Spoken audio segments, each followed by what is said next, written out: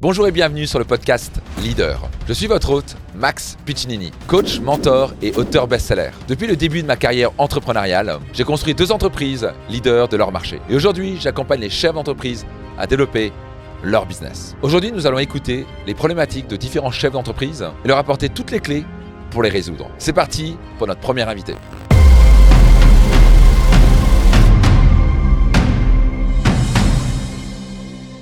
Bonjour Céline, comment ça va? Ça va super et Ouais, j'attendais pas que tu sois là aujourd'hui. C'est cool, j'adore. C'est top. T'as bien raison. You are everywhere. Non, je rigole. Bonjour Céline. je suis ravie de pouvoir échanger avec toi aujourd'hui. Bah écoute, moi aussi. Et tu peux un peu nous situer un peu la situation et comment je peux t'aider? Ouais, bien sûr. Alors du coup, moi c'est Céline, donc je suis recruteuse spécialisée dans l'accompagnement d'infopreneurs. Donc en fait, je les aide à structurer et développer leurs équipes. Et j'ai commencé en tant qu'indépendante et j'ai eu beaucoup de demandes. Donc en fait, j'ai récemment évolué vers un modèle d'agence. Donc mon activité, en fait, ça consiste à aider les infopreneurs et les entreprises digitales à trouver les bons profils, donc des A-players pour leurs équipes. Donc je m'occupe de tout le process de recrutement pour que les clients rencontrent que les meilleurs profils. Et j'ai eu beaucoup de demandes récemment, ce qui est positif. Donc pour faire face à ça, j'ai recruté plusieurs recruteurs freelance, ce qui m'a permis de prendre plus de clients. Yes? De nouveaux défis du coup qui sont liés à ça, c'est-à-dire que je passe encore beaucoup de temps à superviser et à coordonner les équipes, les missions, parce qu'en fait, j'ai pas de process qui ont été vraiment établis et aujourd'hui, je dois refuser des clients parce que j'ai pas encore la capacité d'accompagner plus de monde. Et ça, c'est très frustrant. Normal. Comme tout ça s'est fait assez rapidement, en fait, je me rends compte que ma structure, elle manque de process clairs pour que les recrues soient pleinement autonomes. Et j'aimerais du coup me structurer pour pouvoir accueillir de nouveaux clients et des recrues, tout en maintenant une qualité irréprochable de mes services et en toute sérénité. Yes. En fait, mes questions, si tu veux, c'est principalement, c'est quoi toi tes conseils pour structurer une activité qui grandit rapidement et éviter aussi de s'épuiser dans la supervision. Excellent. Super question. Bah, écoute, c'est normal. Là, tu passes de indépendant à vraiment chef d'entreprise, ce qui est un game différent. Et donc, première chose, c'est comme tu l'as très bien dit, process. Il te faut des process. Donc déjà, il faut que tu arrives à sortir de ton crâne qu'est-ce qui se passait, comment tu faisais concrètement. Et j'ai l'impression que tu le fais quand même, parce que déjà, tu as compris qu'il fallait avoir des process, donc quelles sont les questions qu'il faut poser, etc. En gros, il faut te dire comment un enfant de 12 ans, un peu plus que ça, mais comment un enfant de 12 ans pourrait, que ce soit tellement clair le process, qu'il puisse suivre le process et qu'il fasse quand même un bon job. Tu vois? Et donc un process, c'est très important. Il doit y avoir une sorte de... Alors soit ça peut être des checklists, soit ça peut être des étapes. Quoi que cela arrive, il y a des étapes à suivre dans l'ordre. Et tu veux pas seulement avoir un document officiel. Par exemple, ça peut être un process visuel, comme vraiment étape 1, étape 2 visuel. Soit c'est une checklist, à étape 1, 2, 3, 4. Et tu veux aussi documenter ça avec une sorte de loom où tu expliques exactement les choses. Quand entre un process, on découvre ça sur un bout de papier, on fait OK. Et quelqu'un qui explique étape après étape ce que ça représente, le plus clairement possible. Ça, c'est très important. Et le moins tu passes ton temps à expliquer les process, le mieux c'est. Donc, tu vas avoir tes process, les avoir expliqués tellement bien. Donc, c'est comme une formation. Quand tu recrutes quelqu'un dans ton équipe, tu vas avoir un onboarding qui va faire que immédiatement ils sont efficaces. Ils se disent OK, j'ai compris le process, j'ai compris comment ça marche, je sais Céline. Voici les questions qu'il faut que je pose, voici les erreurs à éviter. Le plus clair et le mieux. Et il ne faut pas hésiter à refaire le loom régulièrement, c'est qu'il soit super clair. Donc, là, ton goulot d'étranglement, c'est pas avoir plus de clients. Si j'ai bien compris, tu peux avoir plus de clients. Mais c'est juste que tu refuses, et c'est un bon réflexe, que c'est pour ta réputation. Parce que certains, malheureusement, font c'est bon, on prend les clients, mais ça ne suit pas en livraison derrière, et d'un coup, la réputation va être touchée. En fait, la qualité est hyper importante pour moi aujourd'hui, donc je préfère temporiser avec des personnes. Tu as bien raison. Non, mais c'est quand même frustrant quand il y a des gens qui ont envie de travailler avec toi et de... Oui, mais c'est bien, mais la frustration t'amène à te bouger tes fesses et à vite structurer. Donc, c'est un bon problème. Donc là, tu as un bon problème. Il y a des gens, c'est l'inverse. Okay, ils se retrouvent à devoir dire OK, je n'ai pas assez de clients. Donc, quand tu commences à avoir la demande, est-ce que tu fais un super job? Déjà, est-ce que tu as des process en place? J'ai quelques process, mais en fait, je le fais au fil de l'eau. C'est-à-dire que, tu vois, quand je vois que quelqu'un a une problématique ou que ça bloque là-dessus, je dis, je fais le process, mais c'est vraiment très en étant dans l'eau. Tu vois, je prends pas encore ce recul de me dire, il faut que je me pose dessus. Moi, j'ai des process et en fait, moi, je les ai naturellement. Ah, J'essaye de les expliquer. alors, J'ai des bases, mais il y a des manquements que je découvre en fait au fur et à mesure. totalement. Comme mes nouvelles recrues, par exemple. Ah, mais non, parce que toi, tu es devenue ce qu'on appelle inconsciente compétente. Non, parce que ça fait des années que tu fais ça super bien, donc tu as des réflexes, tu as des trucs comme ça. D'un coup, tu dois dire, comment je peux redevenir maintenant consciente, compétente, qui va faire que tu fais exactement ce que tu fais. Tu vois, parce que c'est comme un businessman qui a développé, il se rend même pas compte de ce qu'il fait parce qu'il se dit bah oui, c'est normal de faire ça. Quand on essaie de lui expliquer, il fait bah oui, c'est logique. Moi, j'en ai plus d'un, tu vois, un multimilliardaire, je vais interviewer, mais il me regardait du style, mais bah, c'est logique, non? Ben, non, c'est pas logique. Mais pour lui, c'était logique. Ça fait 30 ans qu'il faisait ça. Donc, ça arrivait à te dire, qu'est-ce que je fais? Qu'est-ce que je dis? Si on mettait une caméra sur moi ou si on pouvait écouter mes pensées, qu'est-ce que je me dis? Et à chaque fois, tu dis, ok, qu'est-ce que je me dis là? Qu'est-ce que je pense? Donc, philosophie, savoir-être. Donc, toi, il y a une partie savoir-être, c'est très important. Tu es dans l'humain. Si tu arrives à une interview et tu as une personne qui est balayée dans le cul, qui est pas sympa, donc, truc aussi bête, tu vois, chez Singapore Airlines, ils vont pratiquer comment on dit bonjour. Mais je déconne pas. Ça va être de la manière de regarder, le ton de la voix. T'apprends ça dans les 5 étoiles. Quand tu vas chez le Georges V, il te brief pendant une journée, pendant une demi-journée, c'est comment dire bonjour au client. C'est pas des conneries, hein. Il y a 4 heures sur comment on dit bonjour au client. Parce que si tu viens, t'es petit jeune, machin, de Paris, ouais, salut, bonjour monsieur, bah, non, tu fais pas ça. Bonjour monsieur, comment allez-vous? Est-ce que je peux prendre vos valises? Tu vois, boum, tu vois, il y a une voix, il y a un temps, et ils le font répéter, et puis ils font aussi une visite de l'hôtel pour dire que si à tout moment un client dit, elle est où la chambre, machin, il peut pas dire, je sais pas. T'es au Four Seasons, tu vois. Et donc c'est à te dire comment tu peux donner une telle expression. Donc tu vas dire, ok, chez nous déjà, on sourit. Tu vois, voici ce qu'on fait comme question, on regarde la personne, je sais pas trop quoi, tu te dis qu'est-ce que je fais en fait. Et après, quelles sont les questions que je pose, tu veux recréer, en gros, qu'est-ce qui se passe dans ta tête, tu te mets sur un process. Et si tu fais ça, tu vas devenir redoutable parce que d'un coup, tu vas dormir sur les deux oreilles. C'est juste une question, après, c'est juste une question de ça. Quand il y a un truc qui merdouille, c'est est-ce que le process n'est pas bon? C'est en général le cas. Ou est-ce que c'est un problème de personne? Est-ce que la personne ne suit pas le process qu'elle veut faire à sa tête? Et là, il faut la ramener en disant we got a process. Si chez McDo, tu ne sais pas le process, ça va mal se passer. Hein. Ils vont te le rappeler tout de suite. Ils vont dire tu refais le process, sinon you're out. If not, you're fired.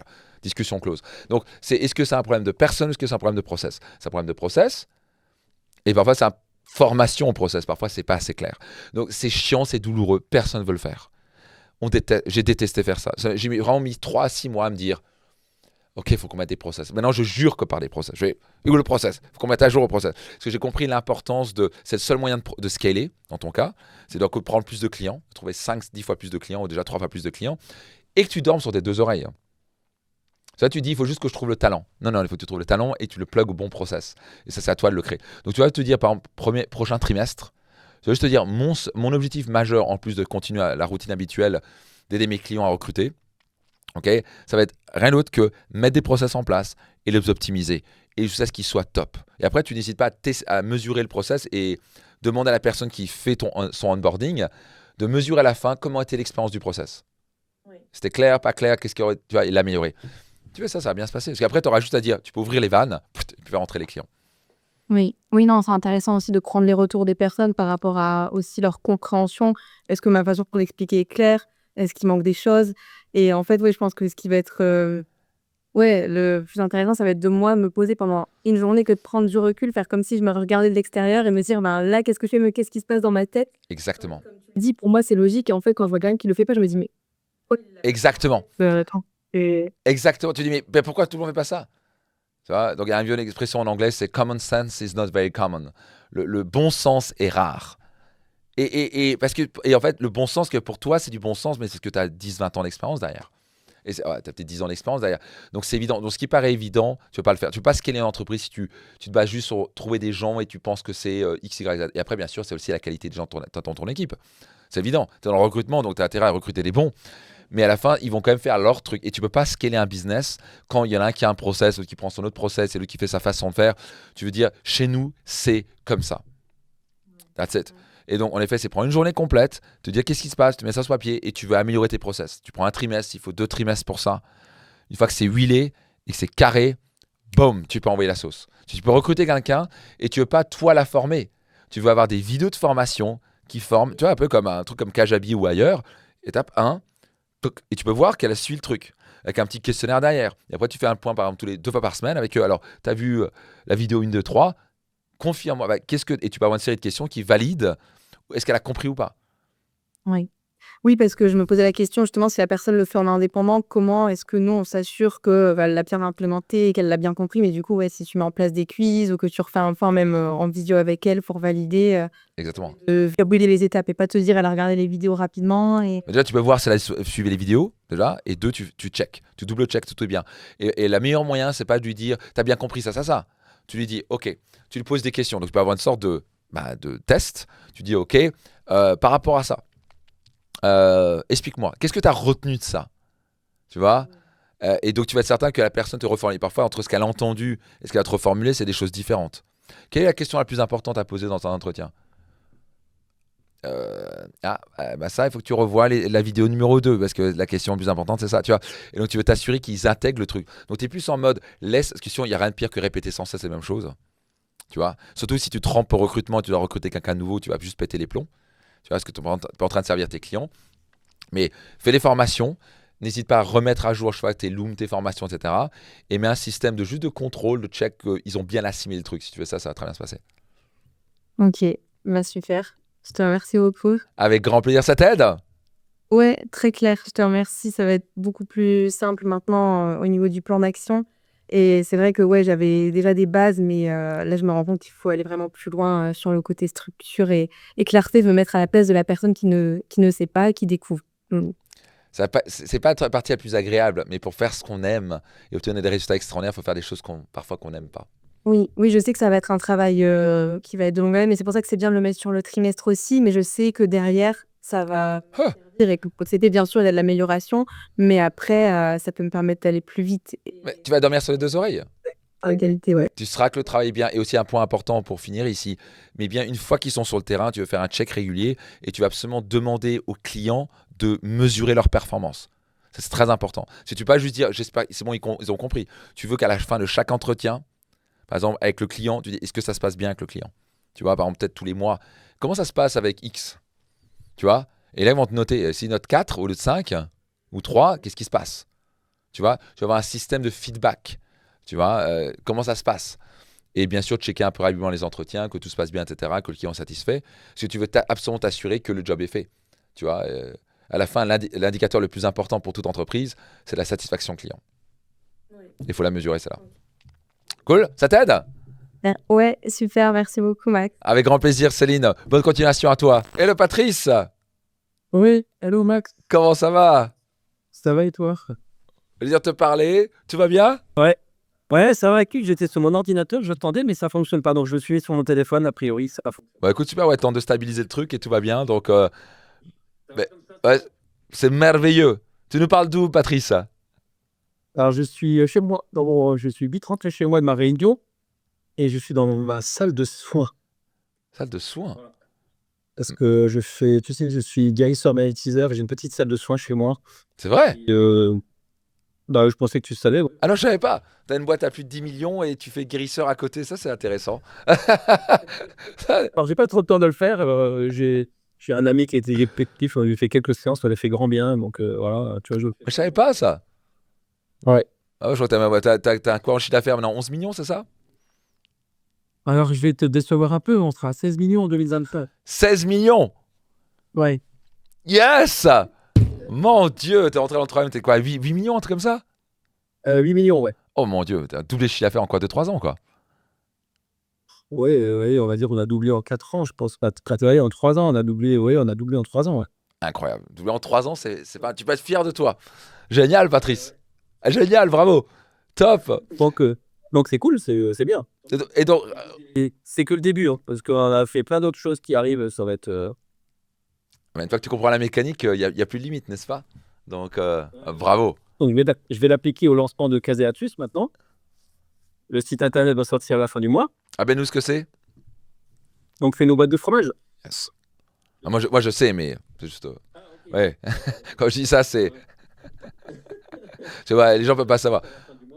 Bien. Et les premiers prototypes, j'en ai distribué quelques-uns à Genève, là, dernier week-end. Magnifique. J'attends un peu leur retour. J'ai vu les photos, c'est magnifique, quoi. C'est incroyable. J'ai hâte d'avoir le petit clic. Faut lancer le site en ligne et voir comment ça se passe. Bah, je vois que c'est bien parti. Donc, fromage un peu luxe comme ça avec la boîte livraison à domicile. J'aime beaucoup. On avait parlé. Donc dis-moi, parce qu'on a quelques minutes devant nous, Patrice, j'aimerais t'aider au maximum. Si tu nous vois un petit peu là où tu en es et quelle est ta question? Parce que j'ai envie de t'aider, bien entendu. Alors, ma question, c'est surtout sur la nouvelle activité. Yes. Yes. Qu'est-ce que tu me conseilles dans un premier temps? Donc avec la boîte de fromage, on est d'accord, avec livraison automatique tous les mois, avec des fromages différents, etc. Voilà, donc il y a une partie en e-commerce. Yes. Donc là où toucher, pour faire 1 million d'euros de chiffre d'affaires, il faut toucher 0,02% des gens connectés en France. Yes. Je vois que la marge est plutôt intéressante. Et après, je voudrais aller toucher les duty free et les hôtels de luxe.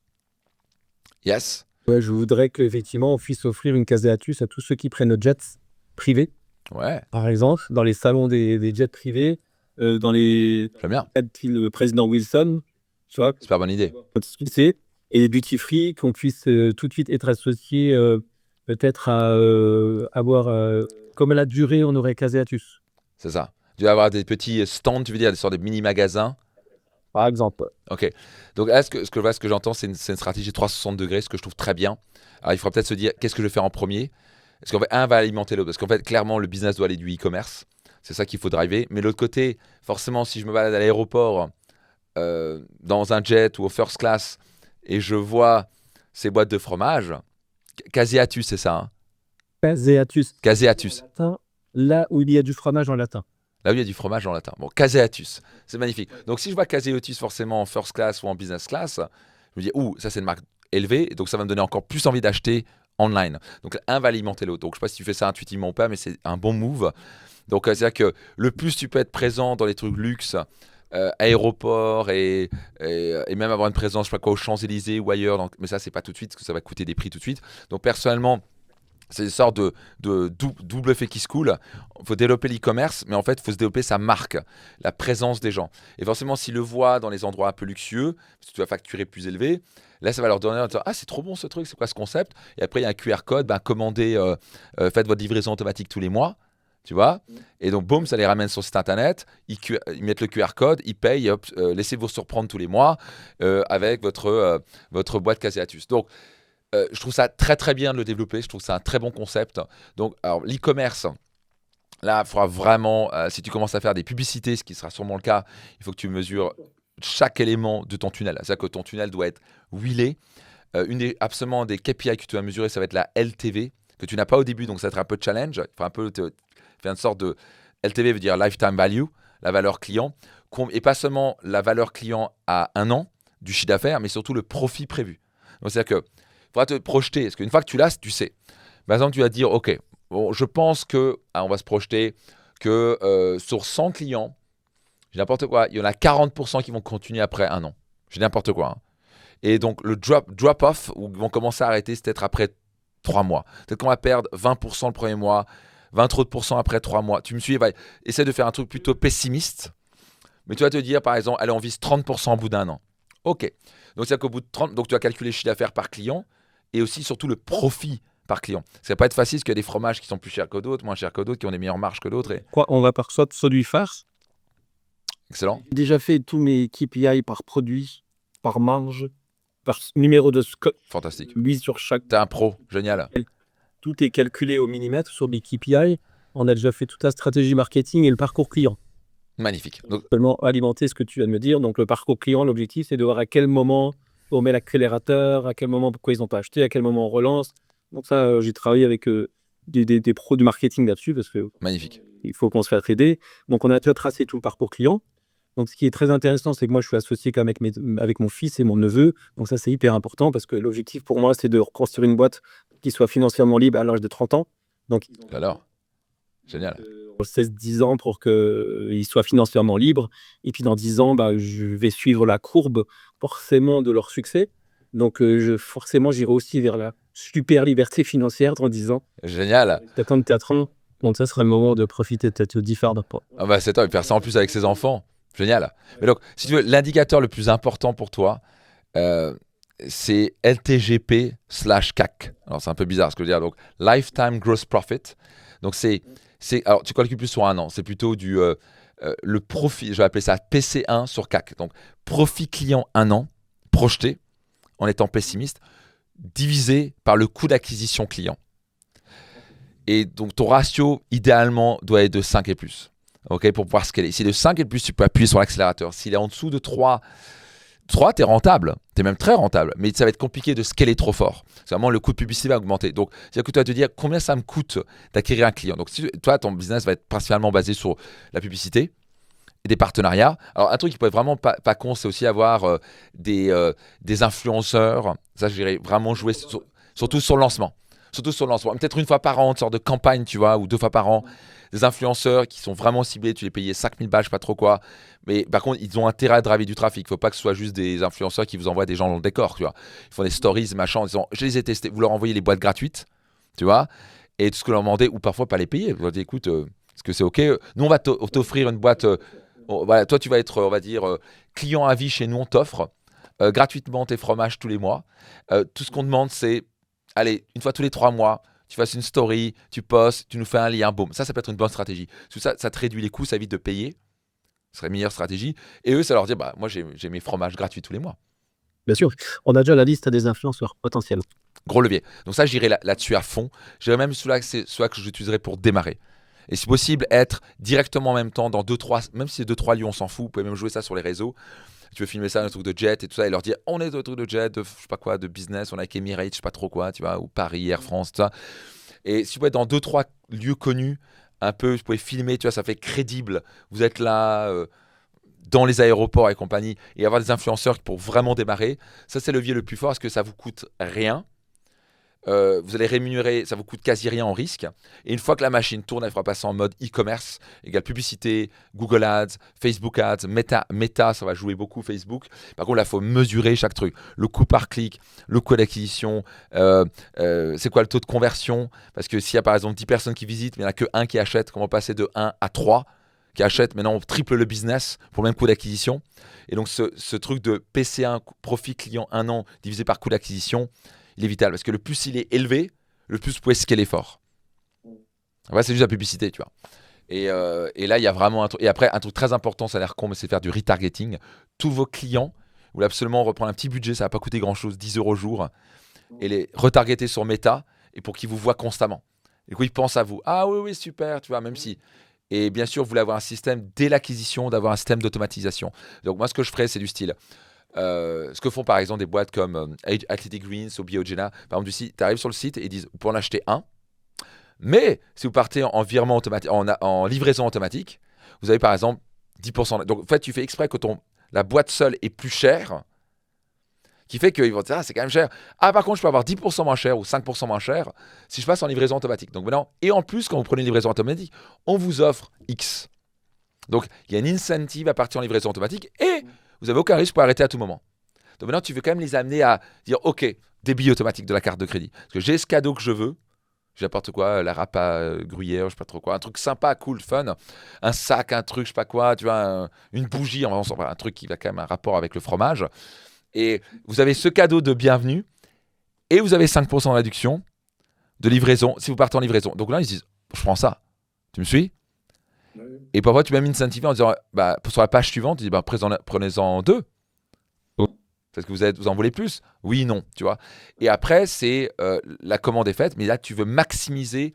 En gros, tu veux que 80% des commandes soient sur des commandes automatisées. Si tu as ça, ton business va valoir énormément. Si tu arrives, l'objectif, tes KPI majeurs, ça va être comment on peut garder au moins 50% de nos clients en livraison automatique au bout d'un an. Donc au début, ça va être à 30%. Mais si tu passes à 50-60%, ton business est valorisé 3 fois plus. D'accord. Parce que forcément, si tu achètes une boîte et tu dis j'ai déjà comme sécurité 60% du chiffre d'affaires de l'année suivante, ça vaut plus. Ça, c'est en récurrence, c'est top, quoi. C'est énorme. Ça va avoir 80% de récurrence. Alors là, ton business, il est valorisé x10, x12, quoi. Ouais. Donc, alors, c'est vrai que sur cette partie-là, on va déjà démarrer. On a une contrainte majeure. Hein, quand je parle, les contraintes majeures, on a une contrainte majeure. Il ne faut pas qu'on se fasse déborder par la production. Parce qu'il faut que l'outil de production soit quand même adapté. Donc, on aille vraiment step by step. Parce qu'il ne faut pas qu'on se laisse déborder par le succès et qu'il n'y ait pas des livraisons qui soient trop élevées. c'est un bon problème. Et c'est un bon problème marketing. un très bon problème, on a identifié, mais c'est pour ça qu'on voudrait démarrer un peu step by step pour déjà tester nos clients. S'ils sont contents, tu vois, on a un système d'automatisation, s'ils sont contents et de Bien sûr. aussi.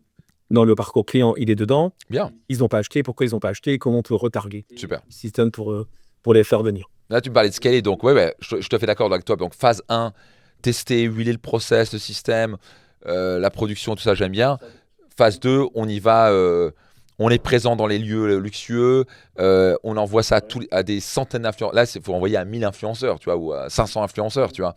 Et il y a peut-être sur 500, il y a peut-être 50 qui vont dire oui. Et puis maintenant, vous avez 50 influenceurs. Et puis, il y a un coup de démarrage, il y a un jour de démarrage. Donc, en fait, il y a le pré-lancement, ce que vous allez faire. Et après, il y a le lancement. Et le lancement, là, ça va être dans les médias, à la radio, à la télé, influenceurs. Donc, en fait, c'est un coup de lancement. Tu vois, c'est comme, par exemple, Elon Musk lance sa nouvelle voiture. Il fait pas, ou Apple lance pas, tu vois, ils disent pas, voilà, un nouvel iPhone. Ils en font tout un truc, tu vois. Et ça, ce serait dommage. Donc, tu veux faire vraiment cet effet de 360 degrés. Ils voient des publicités, ils entendent des influenceurs en parler, ils envoient ça à la radio, à la télé, tu vois, c'est Caseatus et partout dans la tête des gens. Ça fait coup de lancement direct. Évidemment, tu vas avoir 2-3 célébrités, tu vois, à qui tu offres, pareil, écoute, je te l'offre à vie, tout ce que je te demande, c'est un petit témoignage ou un truc comme ça. Et voilà, un ambassadeur de la marque, ce sera encore mieux, tu vois. Voir, pourquoi pas, tu vois, même, alors ça peut aller loin, là, c'est vraiment un ambassadeur de la marque, tu leur dis, je vous donne 5% des parts. Tu vois, et ce truc, on va le scaler à 50 millions. Et tout ce que je vous demande, c'est d'être ambassadeur de la marque. Par contre, voici les conditions. Si vous arrêtez de le faire, vous perdez vos parts. Tu vois, c'est des parts fantômes. Là, il y a peut-être un truc à jouer. Est-ce que maintenant, tu as quelqu'un de connu qui met le stempel? Levier d'essayer de lire notre souci est un levier intéressant. Je sais pas si c'est les meilleures personnes pour. La question, c'est de dire qui mon client idéal et qui mon client idéal admire. Mais ce serait pour se faire connaître, tu vois. Parce qu'aujourd'hui, j'ai pas forcément besoin d'un levier. Ah, tu veux dire de passer à qui veut être mon associé? T'es passé. Absolument. Tu vois, Absolument. on fait Of course. et puis du coup, je peux déposer un dossier, j'attends que ce soit prêt, ils avaient en tête, on dépose le dossier, on y va. Ils intéressent, ça ne les intéresse pas, quoi que dans ce soit, c'est médiatisé. Ah, c'est un coup de com de fou. Absolument. Là, tu passes à la télé devant des millions de personnes. Bingo. Alors là, bien sûr. Alors là, faut même pas hésiter, quoi. Parce que le but, en fait, c'est de se dire, même si vous donnez, je sais pas quoi, 5%, 10% de votre boîte, déjà, vous avez des gens quand même en face qui s'y connaissent un petit peu. Et au passage, parfois, le deal n'aboutit pas. Ok, ce qui arrive souvent, et c'est pas grave. Mais au moins, alors, vous avez tous à gagner, quoi. Parce que là, vous avez un coup de com de fou furieux. Donc, absolument. Par contre, là, ce cas-là, ça, c'est la phase déjà lancement, tu vois. Où c'est un coup c'est plus une phase accélérateur. Oui, c'est plus accélérateur, donc il faut sécuriser le truc parce que tu ne sais pas déborder, c'est ce que j'ai. Si tu as un coup, tu as des millions de personnes qui commandent sur le site et que le site n'arrive pas à absorber Exactement. 15 jours, 3 semaines. Il faut que le site soit huilé, qu'il n'y ait pas de problème. Il faut tester des montées en charge du style, ok, si du jour au lendemain, on a 1000 personnes qui visitent le site, est-ce que ça tient la route? Est-ce que le système de paiement est huilé? Donc d'abord, il y a vraiment, je dirais que c'est 6 mois. Il faut vraiment cesser 6 mois, prendre le temps, et t'es quelqu'un de patient, ça c'est top, de vraiment tester la machine, huiler le truc. Est-ce qu'on peut, si demain on a 1000 commandes, comment on peut gérer ça? Est-ce qu'on peut faire ça? Quel est le process et système qu'on peut mettre en place? Même pas attendre trop longtemps, mais il faut appuyer sur l'accélérateur parce qu'il faut faire rentrer cette demande, quoi. Parce que parfois, c'est aussi aller challenger la technique pour aller dire, écoutez, désolé, on va vous mettre en pause pendant 2 semaines. On a tellement de demandes. C'est aussi un bon problème de dire, on a tellement de demandes. Tu vois, on est obligé de vous mettre en pause. Donc, s'il vous plaît, vous êtes patient pendant un mois, le temps qu'on règle. Tu vois, ça, c'est un bon problème à avoir. Ouais. Mais bon, ça va pas devenir n'importe quoi. Problème tout de suite, mais bon, c'est-à-dire. Ouais. C'est un jeu de marketing et de livraison. Tu vois, et c'est être capable d'assurer derrière. Donc, je trouve ça super. Donc, fonce, là, c'est clair. Mais donc, je pense là, il faut se laisser 3-6 mois de tester la machine. C'est tester la montée en puissance. Ok, si on passe maintenant et on scale ce truc à 2-3 millions de chiffre d'affaires dans les prochains mois, est-ce qu'on peut gérer avec ça? Et qu'est-ce qu'on doit mettre en place pour que la livraison suive, que la structure suive, pour pas que ça claque en l'air, quoi. Non. On sait qu'à 1 million de chiffre d'affaires, c'est 36 boîtes par jour exactement. Et ça, vous êtes déjà en place pour ça? Vous êtes à l'aise avec ça? On peut sortir en est phase de test. Tu sais, les premières boîtes, tu fais une demi-heure. Après, l'objectif, c'est de faire 15 minutes par boîte. Yes. Qu'on monte quand même l'atelier de production. Donc, ça, c'est pas un process industriel de fou. Hein, donc, Yes. c'est de la découpe, c'est de l'emballage, ça mise sous boîte, c'est du film, c'est de la déco. On a un petit carnet de storytelling dedans. Donc, là, c'est tous les petits trucs là. Mais on sait que si on fait 36-37 boîtes jour, c'est quand même potentiellement 1 million d'euros. Ah oui. Bah ouais. Qui est en risque. C'est rien, quoi. C'est rien du tout. Non, mais 1 million sur une boîte comme ça, c'est une boîte qui peut scaler à 30, 40, 50 millions très rapidement. Hein. Donc, et vous avez un concept qui sort du lot, donc côté un peu luxe dans le fromage, livraison automatique, être surpris, avec un storytelling à chaque fois sur chaque fromage. On avait parlé de ça, c'est droit dans le mille, bingo. Donc tester. La promesse, c'est de faire du luxe une vraie surprise. J'adore. C'est plutôt pas mal. C'est ce côté un peu surprise qui arrive tous les mois, et pas hésiter à tester. Et puis toujours là, avec les premiers, une des choses très importantes pour vous, ça va être de créer un groupe WhatsApp avec une sorte de bêta test avec vos 20 clients qui aiment vraiment vos produits, qui sont passionnés de fromage et tout ça, et dans votre client idéal qui a de l'argent, et leur dire, donnez-nous des retours. Qu'est-ce que vous aimez? Qu'est-ce que vous aimez pas? Qu'est-ce que vous aimez pas? Tu vois? Alors certains vont dire, ouais, j'aime pas ce fromage. Bon, les autres, ouais, moi j'aime bien. Donc avoir ce bêta test de 20, il suffit 20-30 personnes. Et vraiment, tu vas les tester et dire, dites-nous quoi. On veut améliorer le programme, on veut améliorer les produits. Dites-nous ce qui va, ce qui va pas.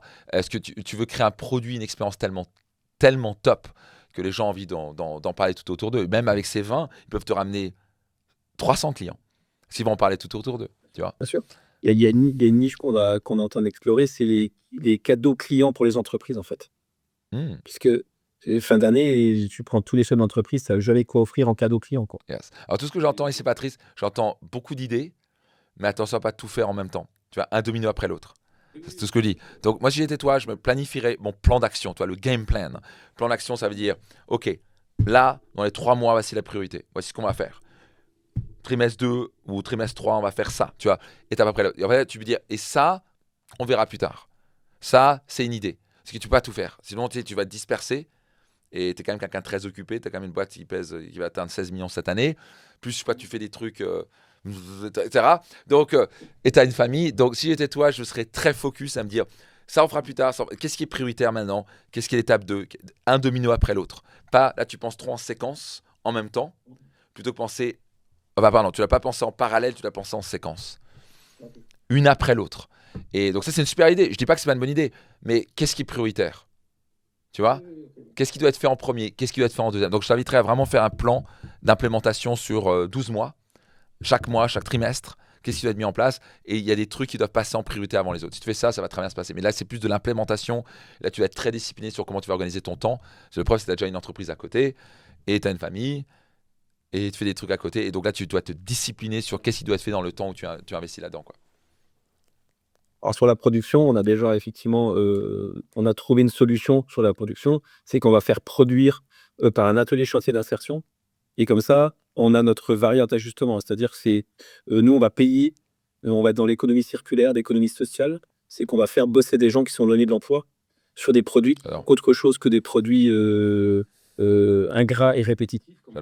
Donc, on va faire la proposition de travailler pour du luxe. Et ça va être notre variable d'ajustement. C'est-à-dire qu'on peut très bien alimenter 1, 2, 3, 4, 5, 7, 8, 10 personnes qu'on aurait à disposition qui seraient 1000 fois mieux que l'intérim. Ça, c'est un gros levier pour la presse au passage. Créer de l'emploi pour des taux de réinsertion dans le luxe. Tu vois, c'est un angle assez intéressant pour passer à BFM et des trucs comme ça. Donc là, il y a BFM. Le PayNews, c'est prévu. Voilà. Qui veut devenir en associé parce qu'on voulait leur expliquer qu'on crée dans l'économie circulaire. Magnifique. Et alors là, pour BFM, ça se passe bien aussi. Bref, il y a tellement de choses. Ça va, ça t'aide? Cool, Nickel, super, je te remercie. Bon, en tout cas, je me réjouis de te retrouver dans le 3M et voir ce décollage de cette magnifique initiative. Je me réjouis parce que ça va aller très fort, quoi. Il sera en première loge, en tout cas. Ah bah écoute, avec grand plaisir. Patrice, ça va faire un vrai plaisir. Ça existe. Fromage vegan. Ah bah écoute, et ouais, tu regardes, on en a pris un il y a 2 jours. Délicieux. Ah bah tu vois. Tu vois, je pourrais faire les commandes vegan pour moi alors. Écoute, j'espère que ça t'aide, Patrice. Passe au bonjour à la famille. Je te remercie beaucoup. On se retrouve dans le 3M. Allez, magnifique journée. À bientôt. Salut Patrice, ciao ciao.